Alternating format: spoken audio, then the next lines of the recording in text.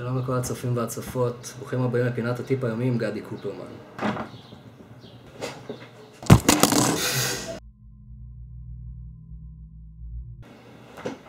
כל דבר קטן מפיץ אותך פה, כל דבר קטן, אני חושב שמשהו הולך להתפוצץ. זה כולה ילד קטן משחק עם כדור, אבל אתה בטוח שזהו, כאילו, הבית שלך הולך ליפול עליך. אני מסתכל בחדשות, אני רואה את האיראנים, את הסודנים, הדוסים, ואני סוגר את החדשות, ואז אני מפחד שמשהו קורה, אז אני פותח עוד פעם את החדשות, וכאילו, ושום דבר לא משתנה, ואתה מנסה, זמן עובר, וכאילו, מאז שאתה קטן אומרים לך שהכל יהיה בסדר בסוף, ושום דבר לא נהיה בסדר, זה רק נהיה עוד יותר גרוע, ועוד אנשים שונאים אותך.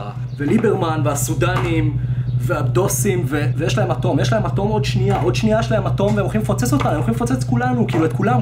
ייפול בתחנת כוח, ייפול במפעל הכימי, ייפול כל הזמן, הכל יכול להתפוצץ. ליברמן והסודנים, ומה יהיה? מה יקרה? מה אנחנו נעשה? מה יקרה? מה יהיה?